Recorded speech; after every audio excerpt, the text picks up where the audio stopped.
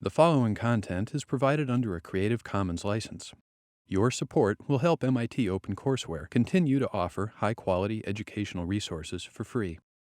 To make a donation or view additional materials from hundreds of MIT courses, visit MIT OpenCourseware at ocw.mit.edu.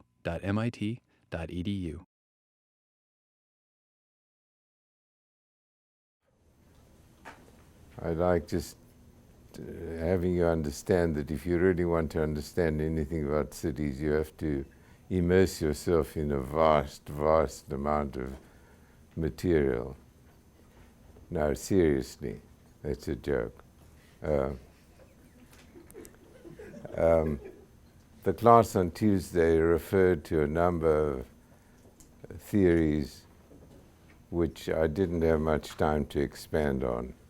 For those of you interested in them, the reading on the sheet I gave you is available and worthwhile looking at if you're at all interested in expanding beyond what we did on Tuesday. This is supposed to be an advanced class. These are prerequisites before you can take this class. And yet, the field is such that so much of this material is the first time you've encountered it. So I work on the basis of those of you who want to pursue more have available at least some direction which to travel. So the sheet is really the direction in which you might travel if you want to explore anything from space syntax to the work of other theorists. Okay, we switch gears completely now. We're on to the serious material. The first part of this class is really just to warm you up, to make you understand something about urban history, and to give you a superficial grasp of what theories about the form of cities might mean. The second part of this class deals more meticulously with particular items in cities. It starts off with a review of industrialization, and some historians claim that there have been three momentous times in human history. Something in the Neolithic period, something in the post-religion period of the Enlightenment, and the Industrial Revolution. Nothing in my mind contests with the Industrial Revolution, and in a sense, except for your own education, anything prior to the period from 1750 onwards is irrelevant. I know it's a stupid thing to say, but I'll say it again. From this class's point of view, we start at 1750. And today we will try to understand a very complex phenomenon, the phenomenon of which increased almost every aspect of human life, particularly in England. Why in England? There are enough theorists who've tried to understand why in England. I referred you in the reading to a recent book by a man called Clark from West Coast University of California in Davis, I think. The book is called A Farewell to Arms. Did you find any interesting ideas in that book? Let me explain. The Industrial Revolution, as I was confronted with it as a high school student and then at university, was a set of events by people, individuals, who transformed the built world from Telford in Newcastle, using steel to not Telford, sorry, Stevenson in Newcastle, teaching us how to industrialize the railroad. Macadam from which we learn how to pave roads. From 1901, the first British census, we learned the value of establishing a uniform system for counting how many people are in the nation. The penny postage stamp, the first stamp which allowed communication by mail in a systematic manner, and so on and on and on and on and on and on and on. Nobody explains why it happened. It's the theory is the genius of human beings all lumped together changed the British landscape. Now, we can't be that naive. We have to ask ourselves deeper questions, because these changes are serious and affected the world in significant ways. Clark's book argues that, in a crude sense, the world in England in 1200 was a world secure in property, free trade, all of the basic economic conditions which initiative could take place. In fact, it makes a table in the book, if you ever read the book, which compares 1200 England with 2000 England, and shows that the meta conditions were the same. What he argues, which is novel in this argument about the Industrial Revolution, that there was a transmission either culturally or biogenetically from the wealthy who had bigger families and who lived longer through a downward mobility to the rest of the population. And he cites a number of conditions, having examined the wills of people from 1200 to 1800. He derives a number of conclusions. That the world changed for the people en masse. Interest rates fell, murder rates declined, work hours increased, taste for violence declined, education spread to the lower classes, and savings increased. In the handout today, I gave you a review. There have been many reviews of this book, some arguing with it, some saying it's nonsense, some saying it has some basis, but no, Clark has not concluded that it's biogenetic or cultural or how the transmission actually took place. What is powerful about his argument is that it's new, it's fresh, it's much more vigorous than previous examples. The taste for violence declined. In 1851, boxing was conditioned by weights. In medieval boxing, a big man, 7 foot tall, boxed somebody 3 foot tall, and everybody laughed. I will cite you when we talk about Paris, about the burning of cats in public space to amuse people. The tradition of beating up animals through cockfighting, bullfighting, and so on, declined and was replaced by a rationalized form of sport. Manchester United was formed as a club in 1878.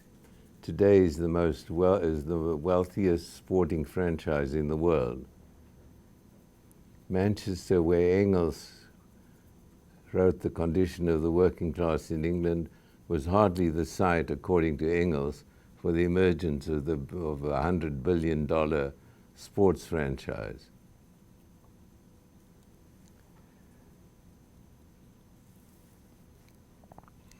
Taste for violence declined. How do you explain how taste for violence can be?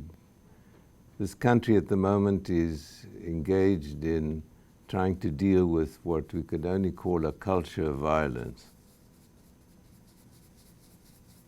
in which violence seems to be built into the grain of the society in a way which is difficult to understand and difficult to do something about.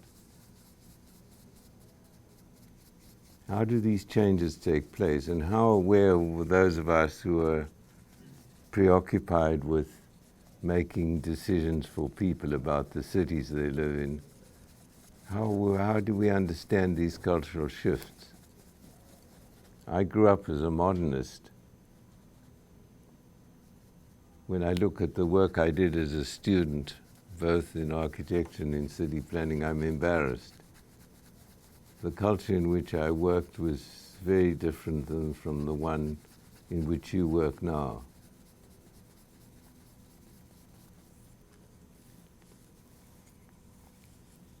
We can only understand, and I'm not going to deal extensively with the societal changes in this period in England. I'm only going to deal with them when they affect some notion about the built form of places. Otherwise we'd be here, and I'm incompetent to give you a very good background in 19th century English history. I'm just going to pick on certain coincidences and events.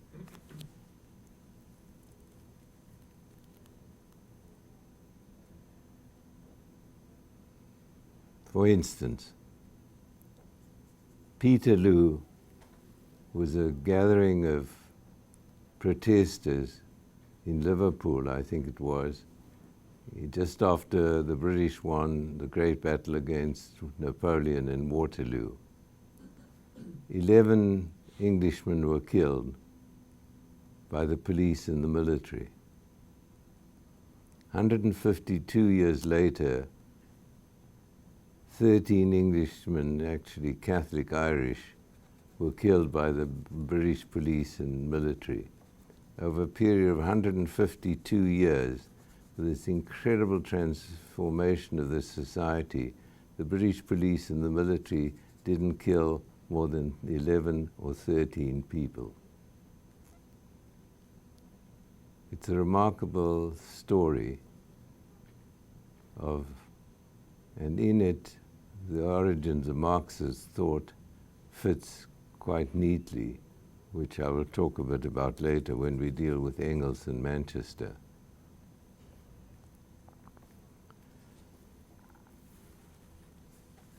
Clark makes a big story about the Malthusian trap. Malthus wrote a book in 1798. I forget the title. I used to know the title. Does anybody know the title of Malthus's book? Dismal Science? No, that's what it was called by critics. It's something about the population. Essentially, the Malthusian trap Clark argues, is that until the Industrial Revolution, the amount of food that could be produced in a society or in a city or in a village was equal to the amount of population that could be fed. If there was innovation in the society's production, incomes rose, but the population stayed the same because the food supply wasn't enlarged. Malthus in 1798, as I will show you in the graph, observed the most rapid change in percentage of population increase that Britain had ever seen. Manchester was increasing in population by about 10% per annum, whereas European birth rates or growth rates, population growth rates, largely because of disease over the medieval period, averaged about 0.6% or 1%. Trevelyan, one of the great British historians, I quote, "The survival of many more infants and the prolongation of the average age of adults marks off modern times from the past, and this change begins in the 19th century. Two phenomena. Death rate, people live longer, and more children survive. Put those two together and you have the fundamentals of population growth."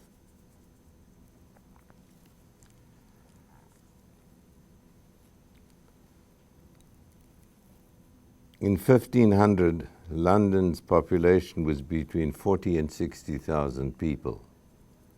Paris was already 200,000 people, had a population of about 200,000. So London was almost a second-rate European city. By 1851 or 1850, it was the largest city in the world, with an estimated population of 2 to 2.5 million people. 1851 is the signal date in the 19th century for us. What happened in 1851, or around about 1850? The most significant building of the 19th century was built in London, the Crystal Palace. Who was the chairman of the committee and who built the Crystal Palace? Paxton was chosen by James Cubitt. Cubitt was the first industrial builder. Instead of using medieval feudal labor journeymen on a daily basis, he employed up to 1,000 people on permanent salaries. He believed, like many of these progressive individuals, that architects were second-rate and romantic in their behavior. Cubitt, for instance, advised the Queen, who wanted to develop a large part of the Isle of Wight, I think it was, if I'm correct, I'm trying to remember. He said, "Don't use architects, they just waste your time." Baron Haussmann in Paris did exactly the same thing.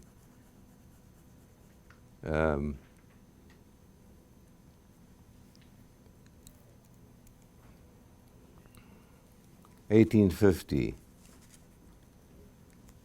England was for the first time divided into 50% of the population living in cities and 50% living in rural areas.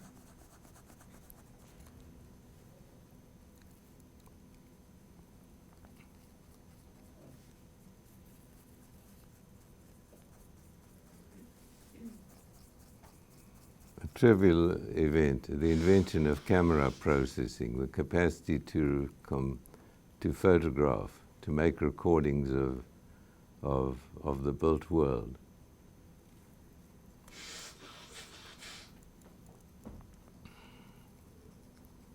The conquering of disease.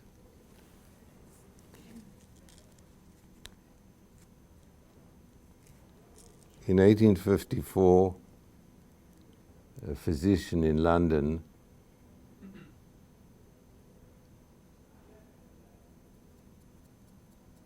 decided that cholera, which is the most prevalent of the and most dangerous of urban diseases, was not born in the air but was waterborne.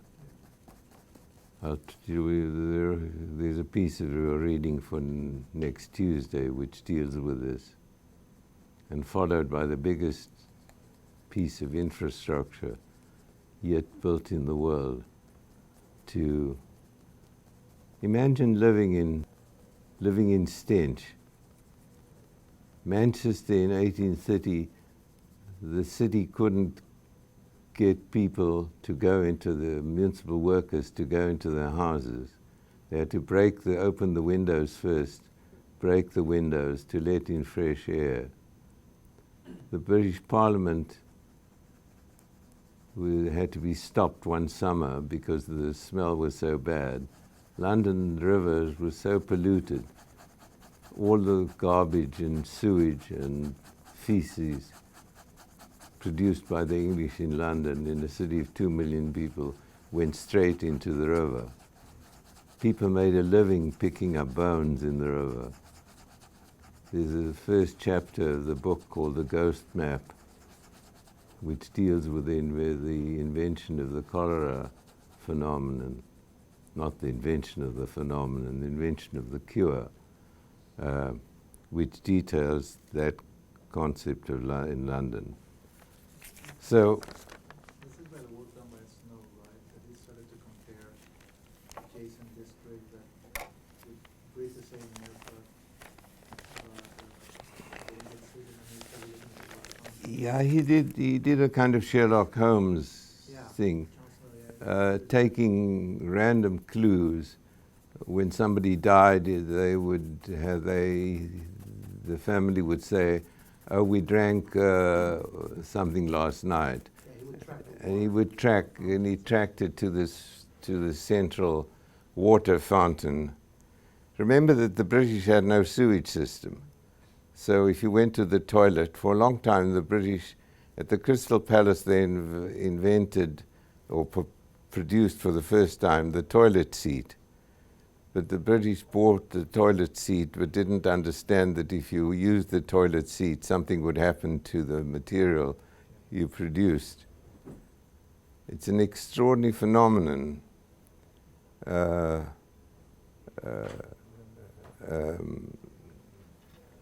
Let me just draw these two graphs, 1700 to 1750, 1750 to 1800, 1800 to 1850, 1850 to 1900. These are 50-year intervals, 1900 to 1950.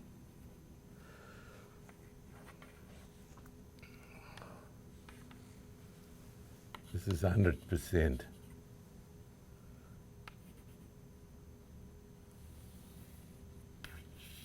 %50%, 100%, 1850. 50%, 33%.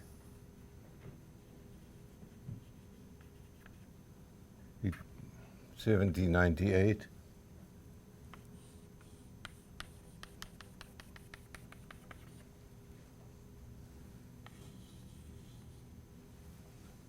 Malthus's observation are at the peak period of population increase. So therefore his conclusion that the Malthusian trap would still continue was totally eviscerated by the industrial process.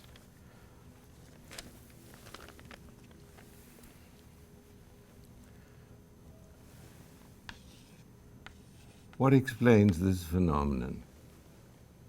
The decreasing of the rate of population growth. The graph shows two lines, one ascending very rapidly and one descending not quite as rapidly, but rapidly.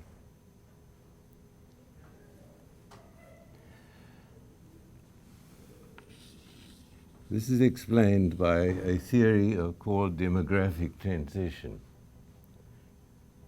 As you urbanize, you have fewer children. There are more costs involved in maintaining a large family. And typically, populations, once they've achieved their maximum through the migration of rural to urban, as the population now is largely urbanized, or 50% at least is urbanized, the population will drop.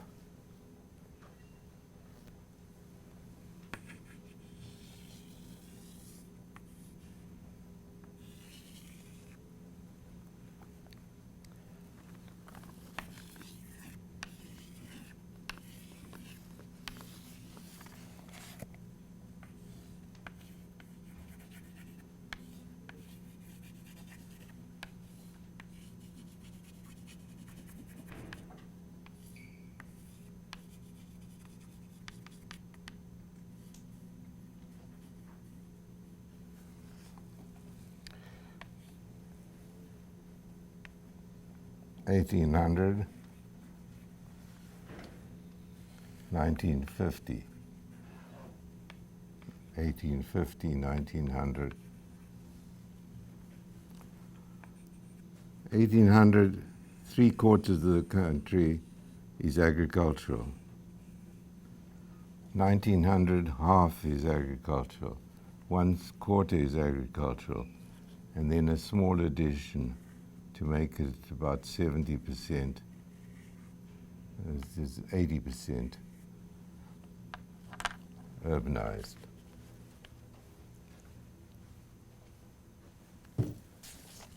These phenomena in different variations occur at the moment. Population growth in Russia projected for the next 50 years is minus 25%. Population growth for Western Africa is plus 122%. Middle Africa, 175%. Japan, minus 13%. As you move from Russia towards the West, Central Europe, Western Europe, minus 0.2%.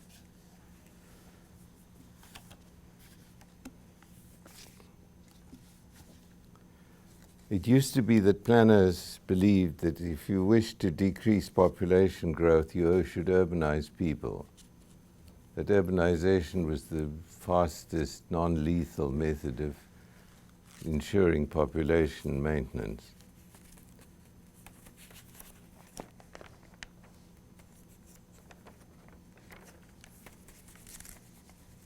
It's all a theoretical posture prior to cities being as large as 20 million people, and also prior to the growth of population being limited now to people who in the absolute poverty state.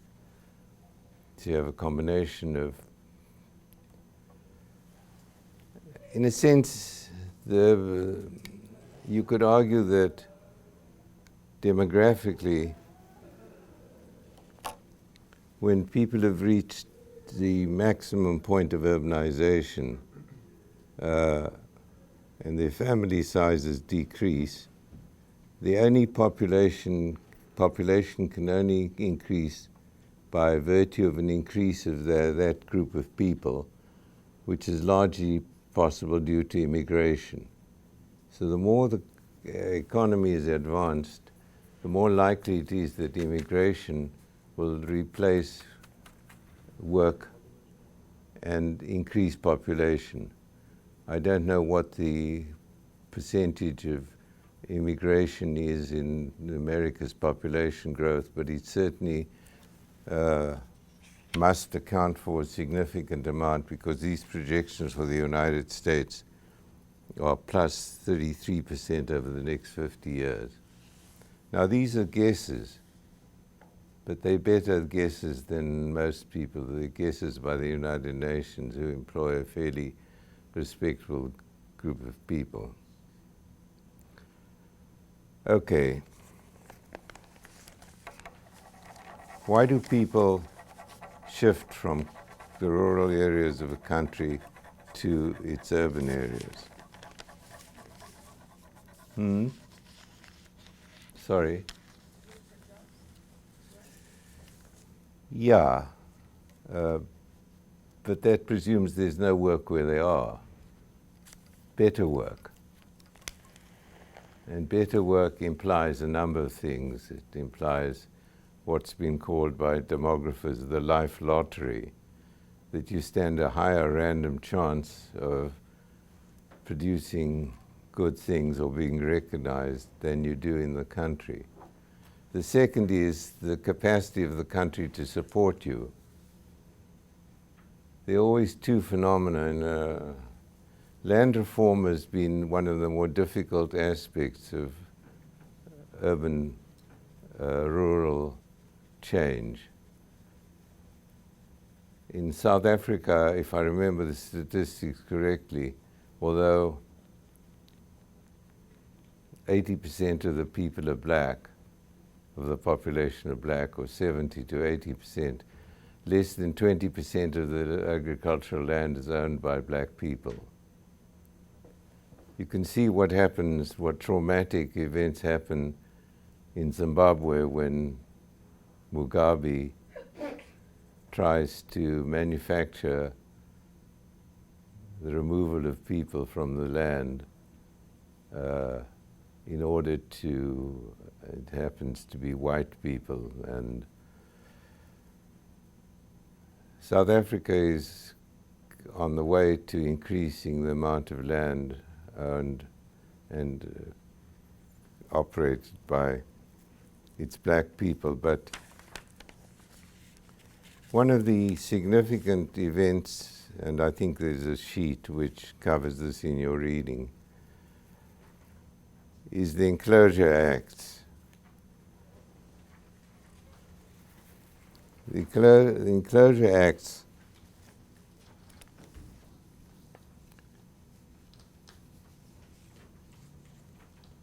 eliminated the possibility of poor people, rural populations, having access to commons land. At the time of the census in 1086, more than half the arable land belonged to the villagers. Enclosure by redefining land as property.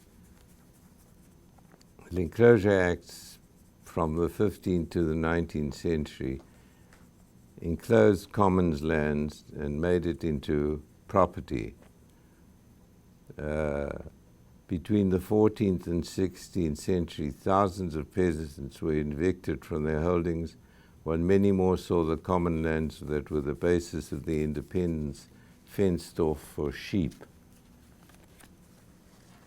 Raymond Williams's book, The Country and the City, examines this phenomenon. In 1873, half the country was owned by some 7,000 people in a rural population of around 10 million. The capitalism of the Manchester has been built on an agrarian capitalism.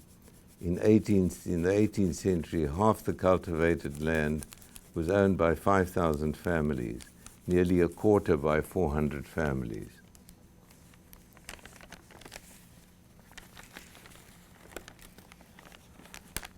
Now, you can argue that modern farming needed more land than the subdivision of land into common parcels.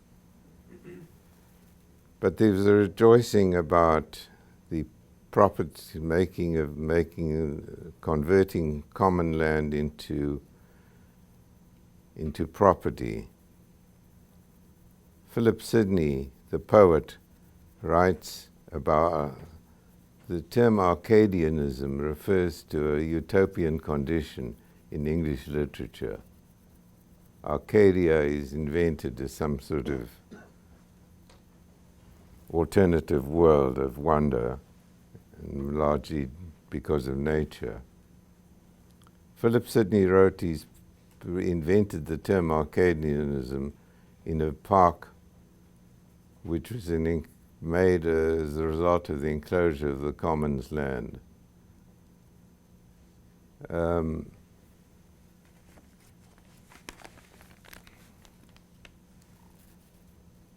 So on the one hand, if one simplifies this story, one suggests that the conditions of the poor were exacerbated by the removal of their rights to land, and was one of the phenomena which caused them to move involuntarily to cities. Now, whether this is absolutely true or not, I don't know. Economic historians start dividing themselves up into capitalist-oriented historians and labor-oriented historians, and you can take your pick as to who. But the notion that land is available to the population is changed to property has severe implications which Engels, in his writing about Manchester, observes. He says there are changes in the social structure of families once they move into the factory system. These were not voluntary labor moves. Engels claims that the capitalists keep people in an insecure state by not making them have available alternatives to their jobs. They don't have security of jobs anyway, and so therefore they abide by low wages. Manchester, which I'll deal with in some detail, largely through the writing of Engels, became the most important example of this manifestation, the conjunction of rationalized labor in factory production and the deterioration of social circumstances beyond which the world had not ever experienced before. James Joyce wrote a collection of essays called The Dubliners, in which one of the essays is called The Dead. It was made into a film. I don't know who, I don't remember. Joseph Cotton, I think, was in the film. I'm not sure.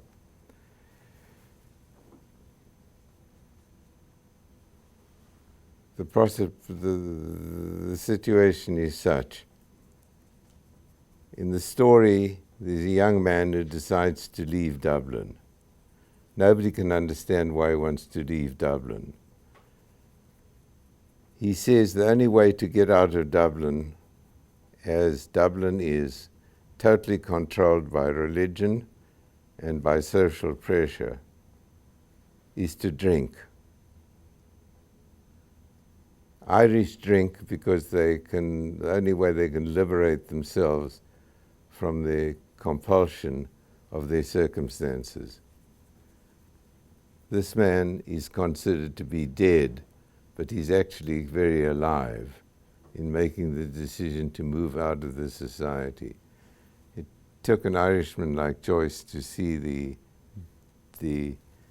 use this as ammunition. I'm just jumping all over the place.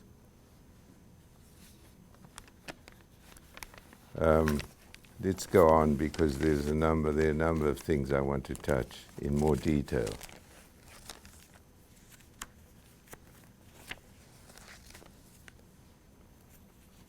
I gave you Leo Huberman's subdivision of the nature of manufacturing from the household or family system.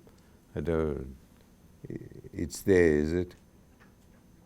I'm not sure what I hand out every time.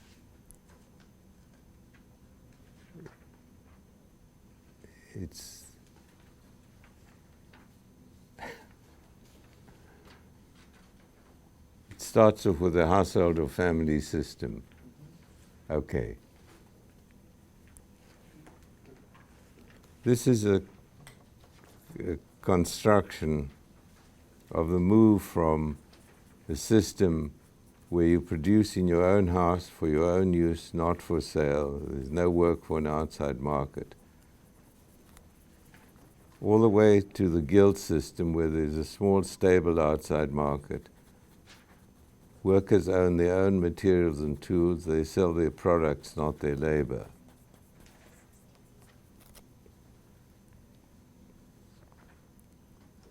Up to the early Middle Ages, space in the house was undifferentiated. In Henry Fielding's 18th century novel Tom Jones, which was also made into a movie, you see the behavior of a family and the journeymen who come and work and have sex with the young women in the attic. There's a whole broadly kind of scene. People eat together, production and eating and sex and families and children, all maintained in the same ensemble of interest. The guild system runs into trouble in the 19th century with the emergence of a factory system where production now is for fluctuating outside market, carried out in the employer's buildings. Workers own neither raw material nor tools, and capital is needed. The mortgage system, as I will explain to you next week, emanates from at the time of the transition from the fluctuating building guild to the permanent building society. Those of you who live in India and in South Africa know that you borrow money still today from the building society, not from a bank. Is this true in India? Okay, I thought so. What happened with the temporary buildings, the building guilds, is that as the middle class emerged and became an enormous clientele for housing, they transformed their identity from simply making houses for themselves or for their guild to becoming virtually a bank for housing. They invented the mortgage system, which according to housing historians, was as fundamental an invention as the steam engine in the 19th century England. The genius of the mortgage system is that you pay off the interest before you pay off the capital. The availability of loans in the United States prior to the late use of the mortgage system meant that you could borrow money either in a balloon loan or standard loan. You borrow money of $100,000. You go away for 20 years and you come back and say, here's the $100,000. By that time, the interest has made it increase to $300,000. And you haven't got the $200,000 you need to pay off your loan. Some people argue that this is one of the fundamental reasons for the Great Depression in the United States in the 1930s.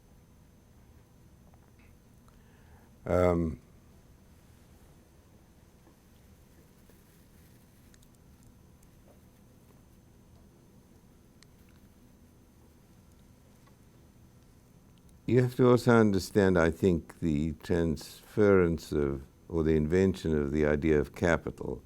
According to Engels, capital is the unpaid labor of others. In a simple experiment, those of you who are architects are not going to be able to make much money in your life. If you use your own skills by yourself, as soon as you employ others, you pay them less than they deserve or less than they produce, and you skim off the profit. That's capital. Engels, I repeat Engels, capital is the unpaid labor of others. So capital, in a sense, is a new creation in the factory system, and identified by Marx and Engels, Marx more than Engels in Das Kapital.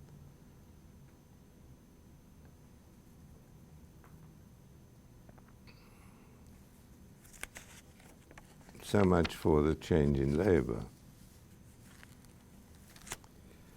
I mentioned the transformation of industry. None of these economic historians connect the invention of mass-produced iron or the various shuttles and steam power used to produce cotton or to manufacture cotton, processed cotton, with science. I don't know who's written about the fact that people were operating on scientific principles, new scientific principles, in producing these.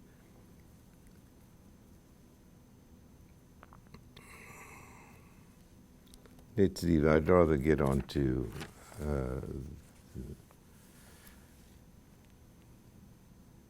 by around 1825, while England had only 2% of the world's population, the volume of production in English ironworks was equal to that of all the rest of the world.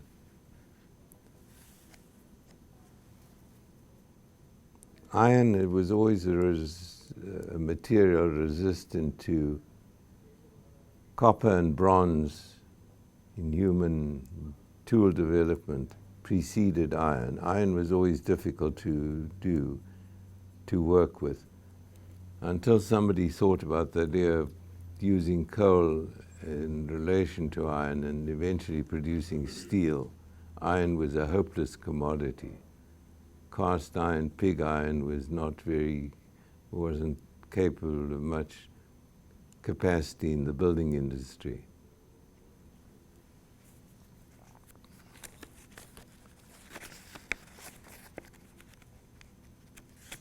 Let's move on to another cycle.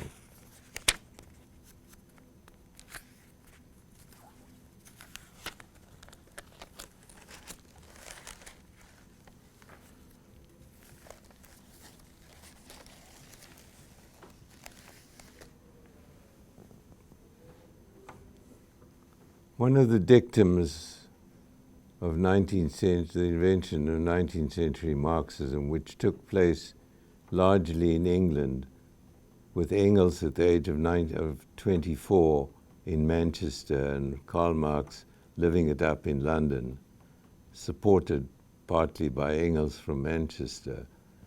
Both of them were German. Karl Marx was a German Jew. Friedrich Engels was younger, but the son of a merchant, a cotton merchant in the Ruhr. Engels, after Marx was banished to England, he set about constructing a philosophical structure of what he thought would be what he thought was a version of the Hegelian idea that history is not linear, but history is composed of a dialectic in which one state is confronted by its opposition, and then a synthesis occurs which moves rationally towards freedom. It's God alone knows that that's a crass explanation of Hegelianism. What Marx didn't have, although he read the London Times every day and studied the stock market, didn't have the facts of the case facts. Marx was a bit of a snob. He sent his kids, his daughters, to private school in London. He never earned a penny himself, but was a man who sat in the British Library.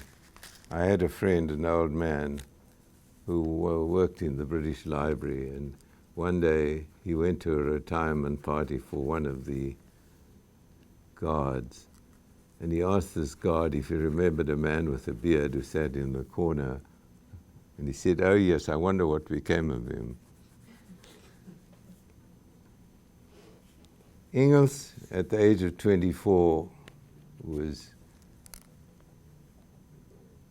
both of them had been under the influence of Hegel. Hegel was was a professor in a rural university, but then for a short period of time was given a chair at Berlin because his philosophy was not considered to be dangerous to the regime of the Prussian kings.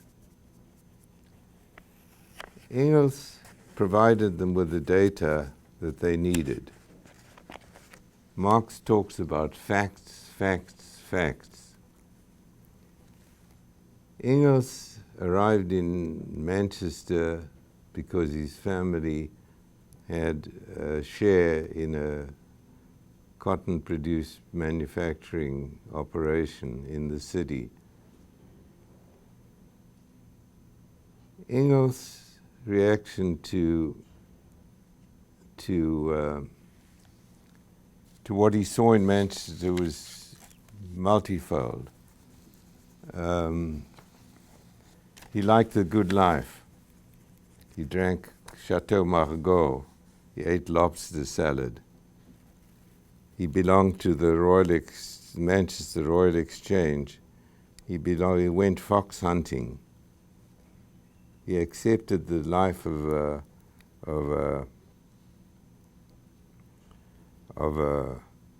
he liked expensive women, on the one hand. On the other hand, he was curious about the world in which he suddenly found himself.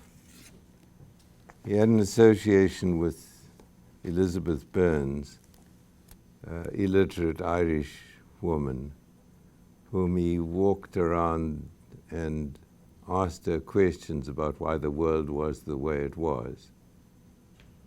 Extraordinary for a young man of 24 to produce probably the most important book of housing ever written.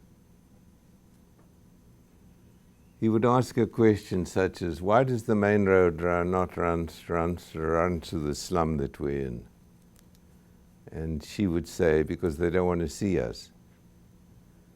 The whole idea of critical distance, the phenomenon of putting people and pathways out of the way of where other people of another kind live. You could take a plan of a city and demarcate it in terms of its roads, in terms of critical distance. Nobody goes through Mattapan to get anywhere else in Boston, unless you live in Mattapan itself. No roads run through Roxbury. Robert Moses created the pathways of his in the book on Moses. There's in the frontispiece, there's a map of Moses' road systems evading the property of the wealthy. He would ask why all kinds of questions. I'm just drifting off to some of them.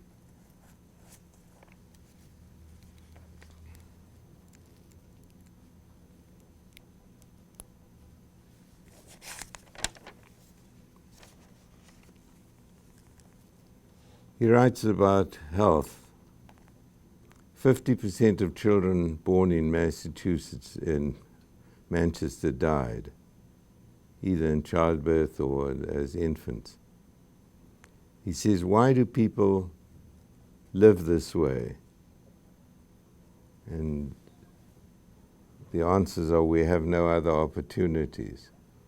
He says, why are you kept in such a state of insecurity? You don't have permanent jobs. Why do you work at work which alienates you? You have to go to work at 6 o'clock in the morning, the bell rings, if you're late by 5 minutes, your pay is taken away, and so on and so on. Why are you supervised in everything you do? And they say, well, that's what the factory system is. Why are you, and so on.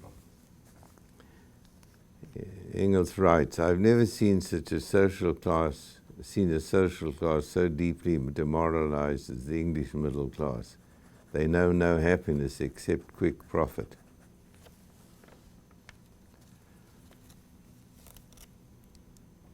Marxist philosophy needed the establishment, the factual establishment of Engels' writing about Manchester in order to deliver a philosophy which Engels had something to do with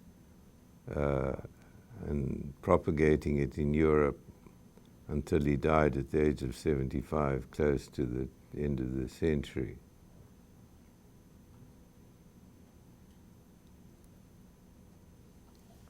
Manchester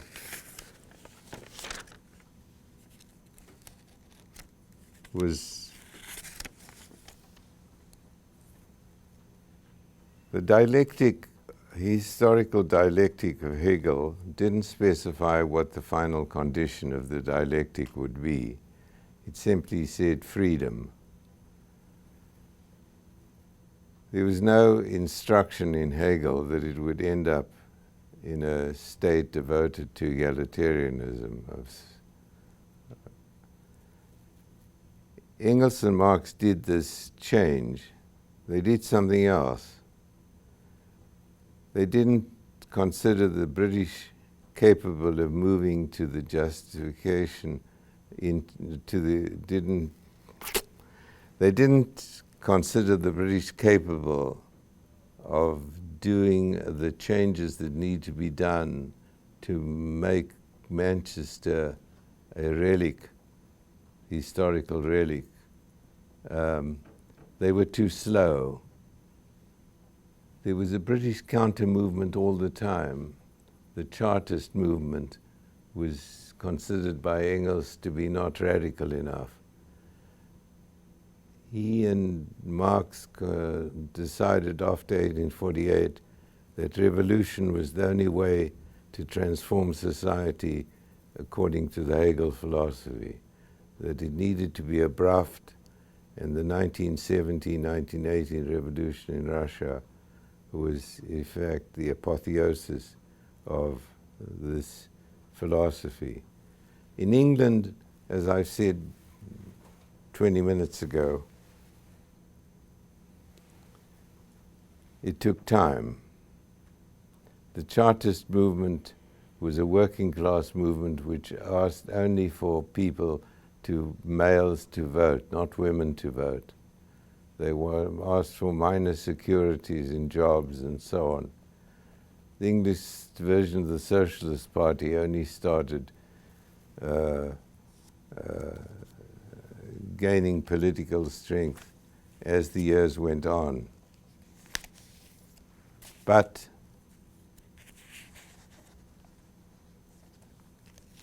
by 1902, the English had a Town and Country Planning Act, and many of the anticipated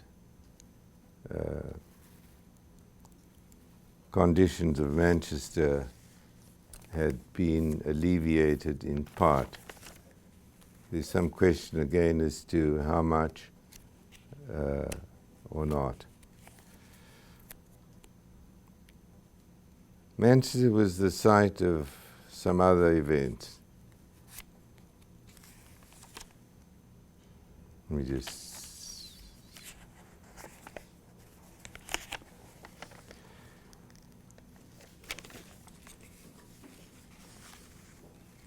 A woman called Anne Lee worked 14 hours a day in a cotton mill as a child. Her first 3 children died in infamy. The 4th was stillborn and, quote, as she lay in the agony of delivery for hours, screaming that sexual intercourse was the cause of all the world's evil. What happened to Anne Lee?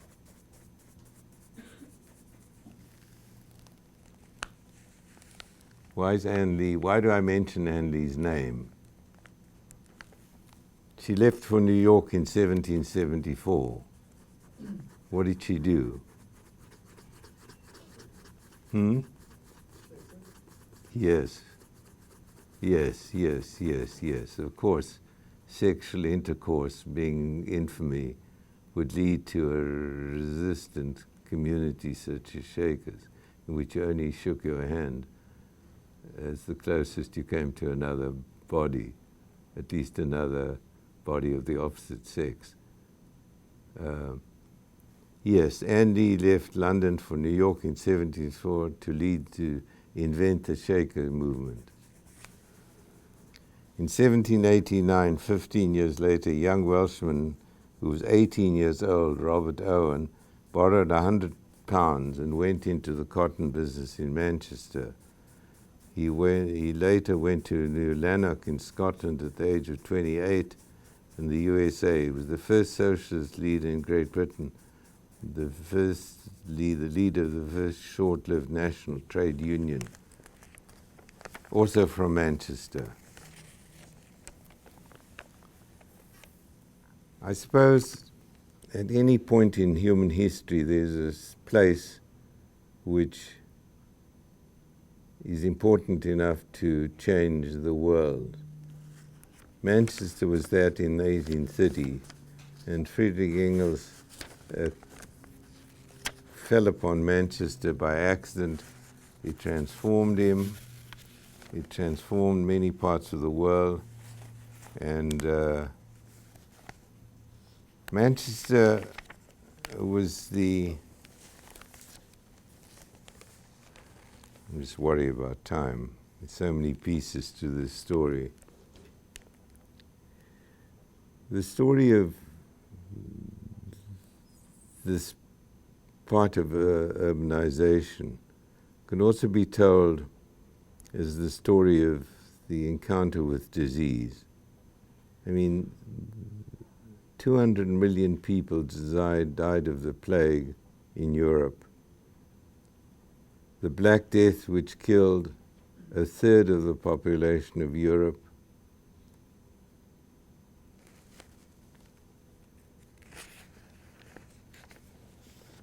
enters our story of London when we deal with London on Tuesday. In 1666, one of the people I will feature dies of the plague. He dies intestate, and we'll tell that story on Tuesday. The correlation between health and disease, between health and the improvement against disease is interesting. When cholera threatened in 1832, cities like New York, Boston, New Haven, New York, and Philadelphia still had pigs roaming the streets in 1832. Sewage flowed in open ditches along major arteries, mud and ice plagued an unpaved street, and decaying garbage could be found everywhere. The rest are reports from American towns of similar conditions. what is interesting is that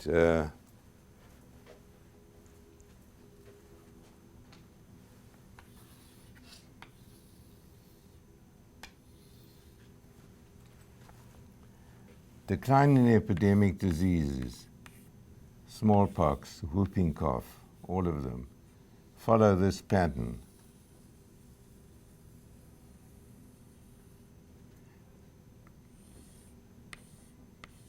The introduction of chemical antibiotics and medicine occurs when the disease is virtually at its end. All of this prevention of disease occurs through environmental control. The correlation between income and health has been proved by the World Health Organization over and over. In 1899 to 1902, the British fought a war in South Africa called the Anglo-Boer War. In 1900, in evaluating men for the British Army, they found that only a percentage of English men were capable of serving in the military. Such was the miserable state of health. But over time,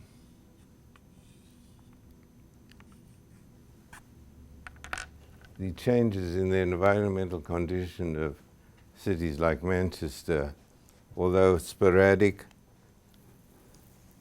and due to phenomena such as charity, all the British experiments with charitable institutions, the invention of social housing, the fact that the state would actually play a role in providing housing, was all phenomenon of the British creation.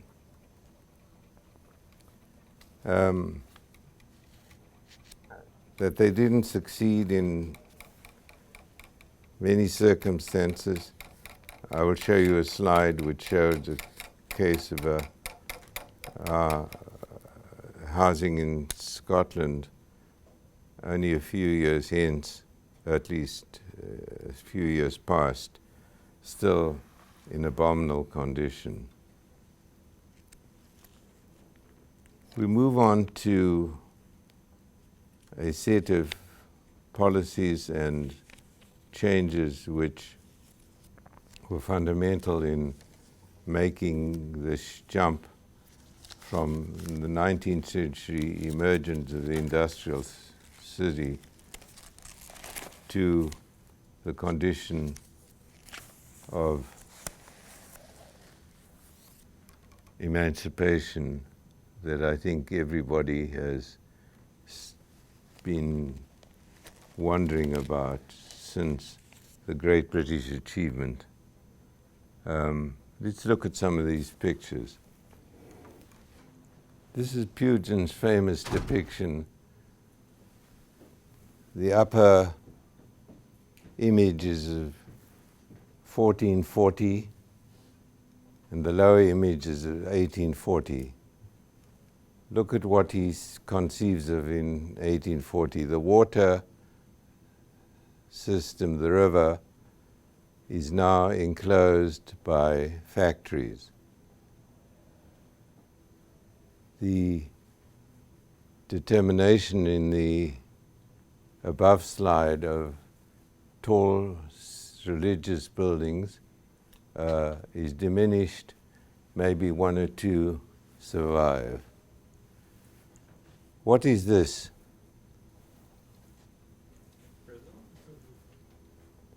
But it's got a particular Panopticon?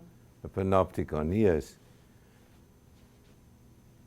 How he conceives of a panopticon in England in 1840, I don't know.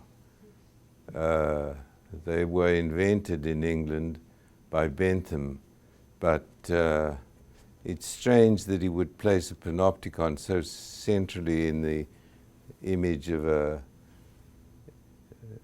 industrial city. there's a church.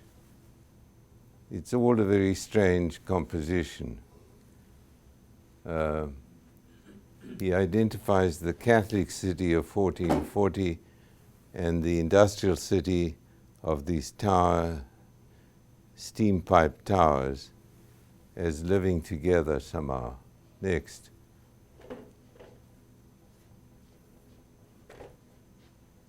Manchester in 1850.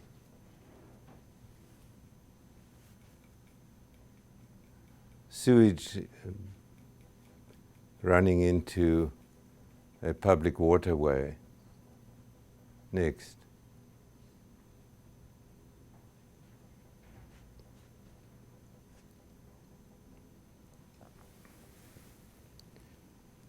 Manchester and Liverpool, imports, exports, railway mileage in Britain. You can take almost any graph, 1840, 1845, 1850. The railway system in England predicted the invention of the use of railways in urban situations. In 1876, the first subway in London, on the northeast of London, was connected to a suburban system, enormously foresighted. One of the reasons London is at such a low density compared to Paris is the railway system. Next. A plan of a street in an enclosure in Manchester, tunnel 2 foot 10 inches wide. The street 2 foot in. Oops. Glasgow, an overcrowded dwelling still in existence in 1948.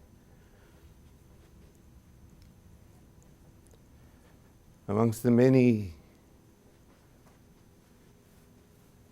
critiques of health in the British slum are the drugging of children, incest, people sleeping in the same bed. Here is a plan of an overcrowded dwelling still in existence in 1948. Built-in bed, man, wife, child, and 2 girls.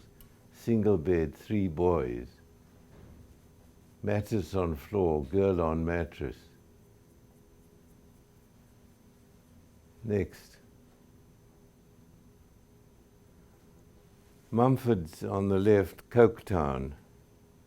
The imposition of an order of time on people's lives, which was different to the time structure in rural life. There was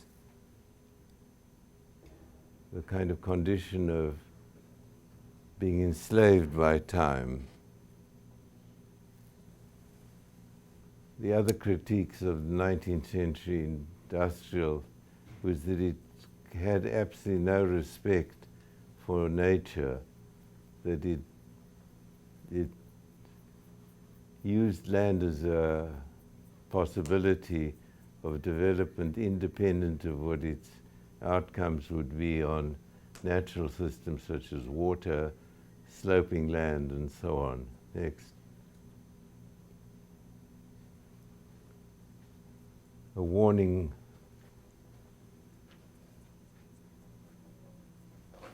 Been invited by the Commissioner in this pest house of the metropolis, the disgrace to the nation.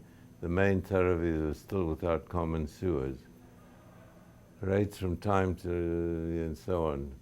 And there's something to be done speedily to allay the growing discontent of the people, the retributive justice in a salutary vengeance, and so on and so on. Here's cholera protesting to Baron Haussmann that the disease, and so on and so on. Next. A commons environment, land subdivided into strips on the left, enclosed after the common land, the same village. Now these are objects or sites for development. Next. And the pattern of future industrialization follows the pattern on the left. The first of the British reactions to bylaws standardizing housing. This is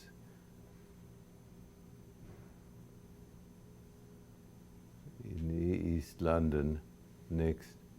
Okay, on Tuesday we will deal with the marvelous story of London's 19th century development.